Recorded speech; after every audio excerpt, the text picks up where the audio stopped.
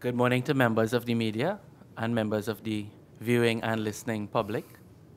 I am Rishi Singh, Acting Assistant Superintendent, attached to the Anti-Kidnapping Squad under the CID. I am your host this morning. With us this morning, we have Acting Senior Superintendent Mr. Basdeo Ramdani of the Traffic and Highway Patrol Branch. Also, we have Acting Assistant Superintendent Mr. Kisun Badlu. And next to Mr. Badlu, we have the only too familiar Mr. Brent Batson. The Trinidad and Tobago Police Service wishes to extend, first of all, to all citizens of our beloved republic, sincerest greetings on the occasion of the celebration of 55 years of independence. The Trinidad and Tobago Police Service is mindful of its role as a guardian of the citizens and the rights of the citizens of our country. As independent citizens, we have a duty, responsibility, and privilege of governing ourselves. We have collectively sought and been granted the opportunity to forge our national identity in a global stage. The Trinidad and Tobago Police Service has historically provided support for civility within the internal borders of our nation. As an institution, we understand the very trying times that we are facing, and we reinforce our commitment to our citizens that all that can be done will be done to preserve the face of our nation as a member of the global community. Such success cannot logically be ensured merely by the TTPS as an institution. Success in independence must be the desire of each citizen. It is the citizens who rise to leadership in our state. It is the citizens who manage the resources of our state. And it is the citizens who steadfastly serve their fellow men right here in our society. From a law enforcement perspective, citizens seek to protect each other from those citizens who trespass on their safety and security. Consequently, when institutions fail, the citizens have failed. This may indeed seem to be a simplistic analysis, but one cannot deny the logic that is manifest in this reasoning. As an organization, the Trinidad and Tobago Police Service appeals to all our members and every man and woman and child of this country to stand with us in our fight to keep our national institutions strong, and to stand with us as we seek to make every place in our country safe. So we get down to the business of what Mr. Ramdani and his team is here to address. So to start off the proceedings, I now pass you on to Acting Assistant Superintendent, Mr. Badlu. Good morning again, everybody. As mentioned before, on Thursday the 31st of August 2017, which is tomorrow's date, our nation celebrates its 55th anniversary of independence. On this day, citizens take the opportunity to enjoy the occasion of the actual Independence Day parade and fireworks display in the evening at the Queen's Park, Savannah, and Port of Spain in Trinidad, and in Tobago, the annual parade at the Bacolod Parade Grounds outside the Dwight York Stadium. Members of the public are reminded that traffic arrangements pursuant to legal notice number 77 for Trinidad and number 78 for Tobago will be in effect, and it is important that they adhere to these arrangements to ensure a safe and enjoyable experience. The main function of the Trinidad and Tobago Police Service is to ensure that there are no traffic hindrances on the streets and venues where celebrations are taking place. These legal notices are orders made by the Commissioner of Police under Section 68(1) of the Motor Vehicles and Road Traffic Act, and provides for traffic restrictions effective between 6 a.m. on Thursday, the 31st of August 2017, to 1 a.m. on Friday, the 1st of September 2017 in Trinidad, and between 7 a.m. to 11 a.m. on Thursday, the 31st of August 2017 in Tobago. For these periods, the following restrictions take effect. In Trinidad, parking will be prohibited from 6 a.m. to 10 a.m. on Queen's Park West between Queen's Park East and Cipriani Boulevard. Also, on Chancery Lane between Keith Street and Queen's Park West, on Deer Street, Albion Street, Gordon Street, and Frederick Street between Queen's Park West and Park Street. Parking will also be prohibited from 6 a.m. to 11 a.m. on Park Street between Frederick Street and St. Vincent Street, and from 6 a.m. to 12 noon on the Western Main Road from its junction with Tragreet Road and its junction with Long Circular Road, and also Tragreet Road.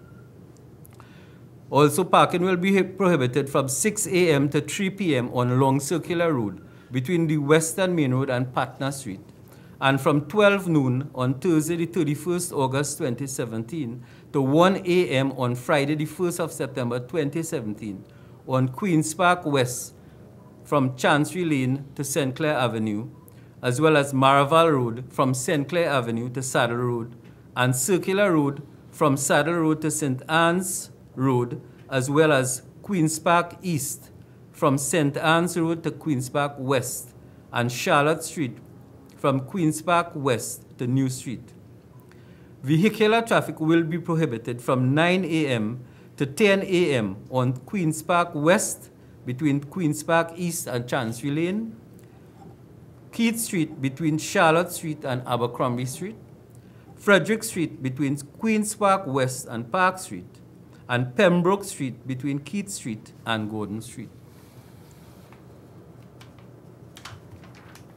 Also from 9 a.m. to 11 a.m. on Park Street between Henry Street and St. Vincent Street, as well as on Tragreet Road from 9 a.m. to 12 noon, and from 10 a.m. to 12 noon on the Western Main Road between Damien Street and Lucknow Street. Drivers may park their motor vehicles from 6 a.m. to 11 a.m. in the Queen's Park Savannah as directed by police officers on duty on the day, without prejudice to any other liability incurred by the commission of a summary offense. Vehicles found parked in contravention of this order may be removed by the police service and impounded and dealt with in accordance with Section 108(1)(b) of the Motor Vehicles and Road Traffic Act. In other words, the wreckers will be on duty. Pursuant to Legal Notice number 78, these are the restrictions that will be in effect in Tobago. As mentioned earlier, this order shall have effect from 7 a.m. to 11 a.m. on Thursday, the 31st of August 2017. Vehicular traffic and parking will be prohibited on Claude Noel Highway between the junction of Wilson Road and Claude Noel Highway and the junction of the Claude Noel Highway and Windward Road, Bacolet.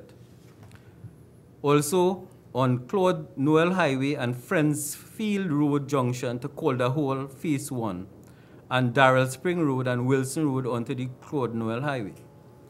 Parking will also be prohibited on Wilson Road between Claude Noel Highway and Milford Road, Post Office Street, Garden Street between Darrell Spring Road and Carrington Street, Bacolet Street and Carrington Street. The following car parks will be closed from 6 p.m. on Wednesday, the 30th of August, 2017 to 11 a.m. on Thursday, the 31st of August, 2017. Those car parks include the Gardenside Street Car Park, Market Square Car Park, and the NIB Mall Car Park. Parking will be permitted in the car park east of the Dwight York Stadium for members of the general public, the Republic Bank Car Park, and the Old Market Car Park, Pigott Street. Drivers of motor vehicles entering and exiting Scarborough from east to west shall turn onto Windward Road, Bacolet, and continue along the road into Scarborough. From west to east, intending to turn north onto Wilson and Plymouth Road shall do so and continue north. From the north side road shall proceed straight across the highway onto Scarborough. From Calder Hall Road shall travel straight proceeding north and south respectively.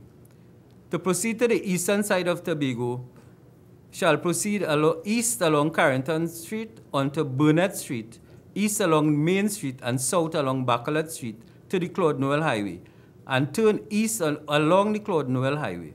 And to proceed to the western side of Tobago, shall proceed west along Carrington Street, continue west along Milford Road, north along Orange Hill Road to the Crusoe Bypass or Claude Noel Highway and continue west. Two-way traffic will be permitted along Carrington Street between Gardenside Street and Wilson Road.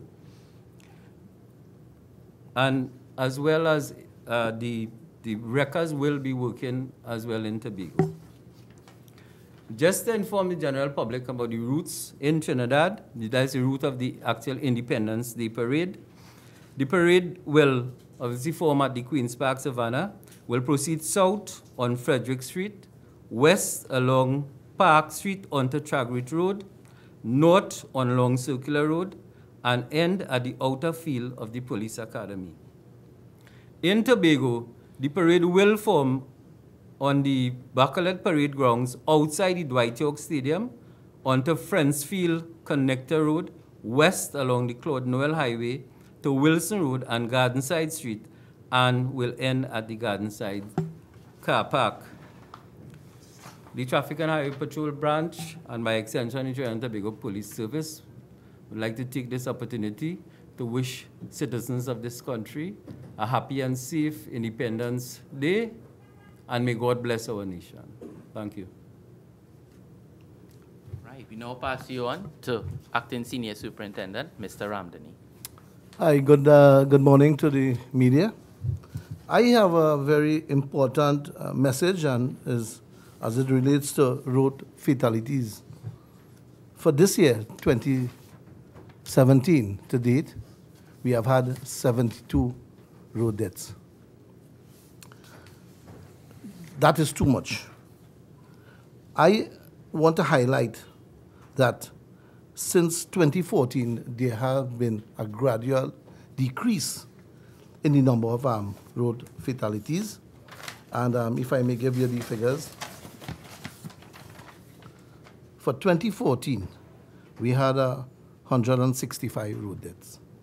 2015, 147, 2016, 135, and to date, 72 thus far. For the same time last year, we had 83, which is a 13% decrease. Now, going through these stats and examining each fatal accident on its own, we have discovered that 49% of these accidents involve one driver, one vehicle. And it sends a message. It sends a message that motorists operating vehicles on our roadways are suffering from some sort of disorder. Like, for instance, they are tired, exhausted, or they may be under some drink or drug, and they are involved in these accidents, which, to me, if left unchecked, would pass our figure for last year. So I want to appeal to the motoring public there to, if you have to operate a vehicle on the roadway, please ensure that you are well rested, you are familiar with the territory, the roadways, and you should express all caution and safety. The police service, we will be out there in our numbers to ensure that safety is maintained in our roadways.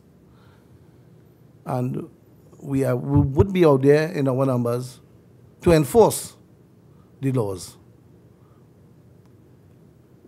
The traffic branch, the Highway Patrol and Traffic Branch, do not intentionally go out there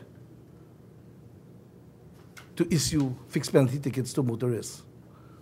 We would like to go there to see that there's compliance with our with our traffic laws. However, we do have to enforce certain things.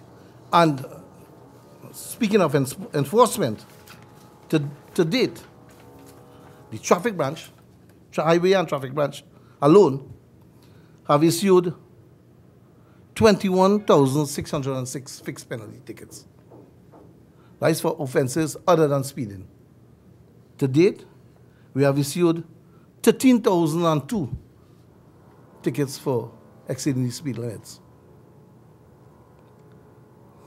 So I am making this call to motorists. Please comply with the laws. It will save lives. It might save your own life. And we would have a higher degree of safety and compliance. Okay? I also want to appeal to motorists to be considerate. The new school terms opens on Monday. We expect traffic to increase. And motorists should be a little patient. The police officers would be out there in their numbers, in our numbers, to help motorists along. And we, together, if we work together, we would be able to manage the traffic situation in our country. I thank you. Thank you so much for that, Senior Superintendent, Mr. Ramdhani. And I now pass you on for one of your favorite persons I know, Mr. Brent Patson. All right, pleasant. Good morning to everyone. I just want to take it where the Senior Superintendent Ramdhani left off. I'm here just to give some safety reminders for the reopening of the school term or the new school year. Just as the kids had a vacation, students had a vacation, so did motorists. Motorists also received a vacation from major traffic congestion.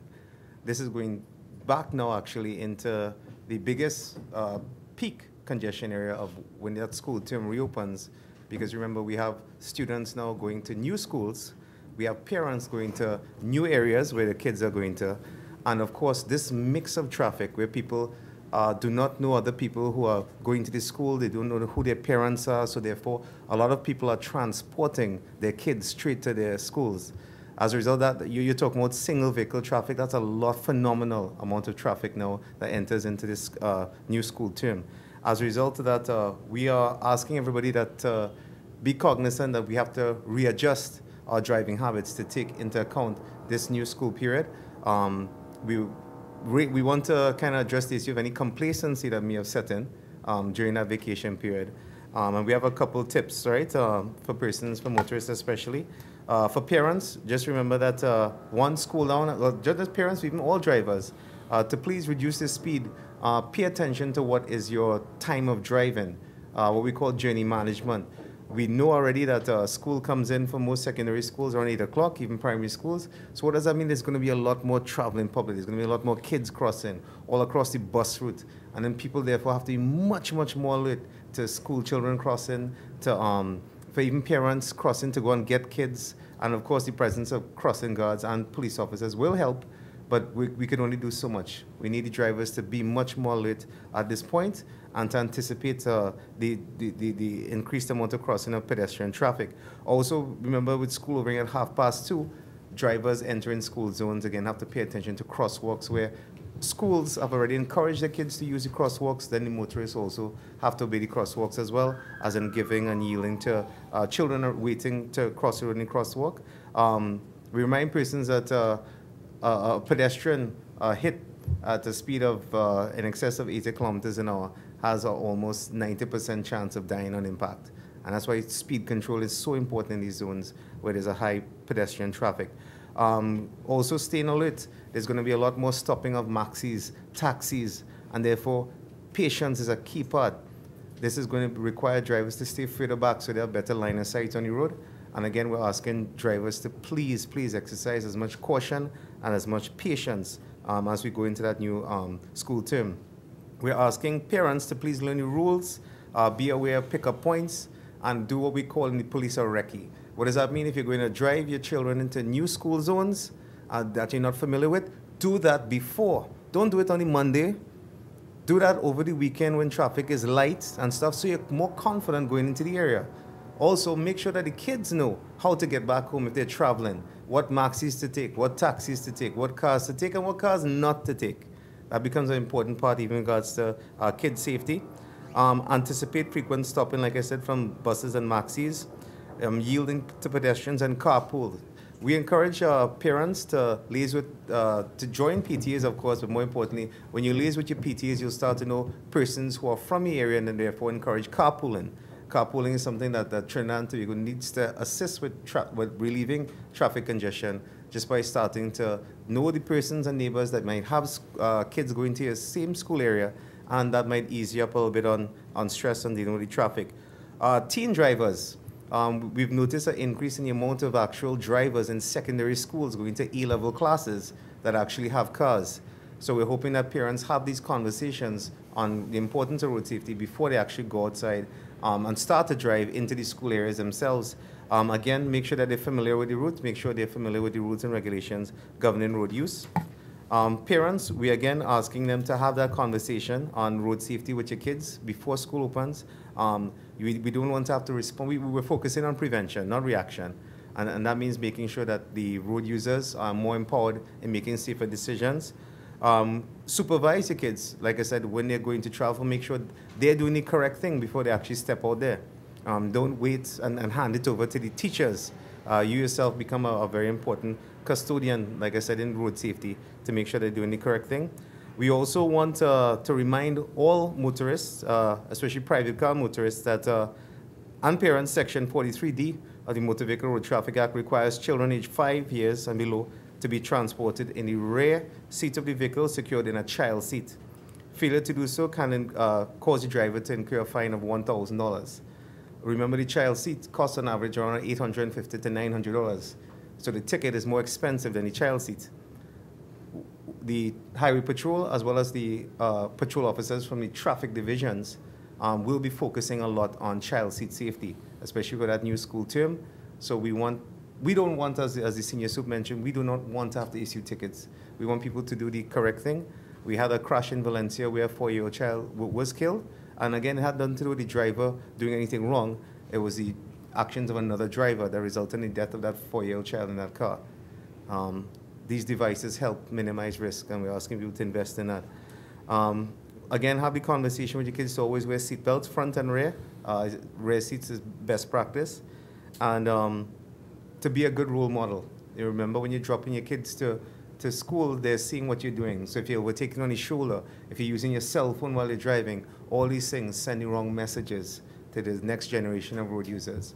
So we need your support, and we ask the motoring public to be cognizant of this change and to be alert out there. We also got a notification just yesterday of an incident in Chaguaramas. As we know, Chaguaramas is a big cycling and exercising area now, where a second incident actually occurred where cyclists were knocked down. One of them got leg broken in 2 places, sorry. And we want to remind, especially drivers in the Chaguaramas area, that they have to share the road. All right, cyclists form a major part of traffic as well.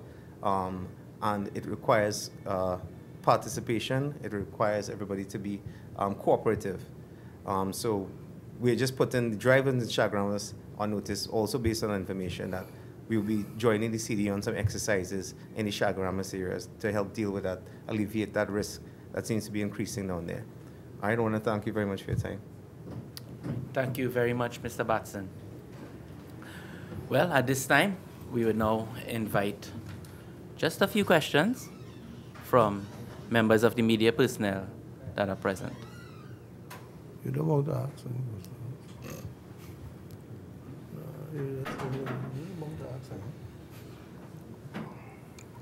All right, I take it that we have no questions? Yeah, no. Oh. Yes.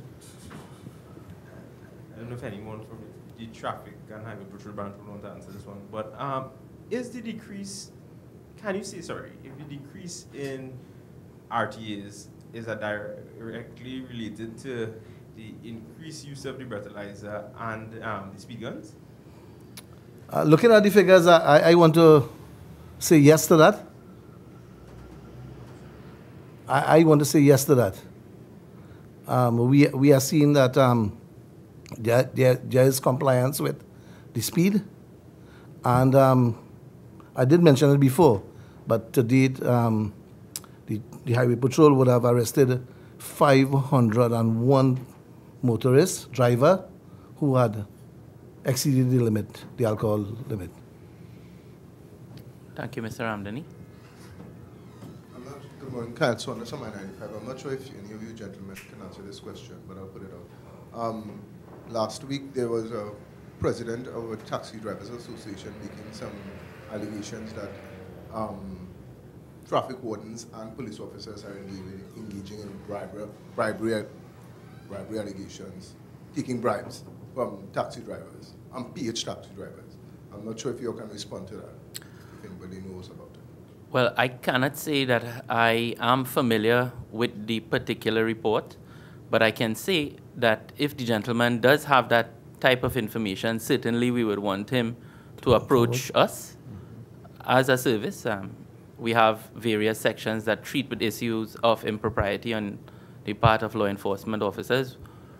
And if he approaches, we will direct him and initiate whatever investigative process is required to look into that. He said that he has brought the complaints to the top echelons of the police service, but nothing has been done. What assurances can we give to that gentleman that these activities that are taking place within the rank and file of the police service, who are supervising traffic on the roads, the roadways will not continue, will desist? Well, that is an interesting question. And the thing is that definitely there are certain disciplinary processes and procedures in place. Once that comes to the attention of senior police management, I cannot say that his matter is not being inquired into. And certainly, I would want to ask you to direct him, again, if you have contact information, to come directly to perhaps me or any one of these senior officers at the traffic branch, and we would hear his position and take it up from there. Yeah. That's the most we can do. But our position as a service is definitely we have a no tolerance on corrupt police officers, and that act that you have described there on the part of officers constitute corrupt conduct, and we would definitely take whatever criminal consequences and actions that need to be taken against him, and certainly any disciplinary ones as well. Well, with that, I would want to thank you all for your attendance today. Thank you all for being so easy on us. Yes. All right, and do enjoy and have a safe Independence holiday tomorrow.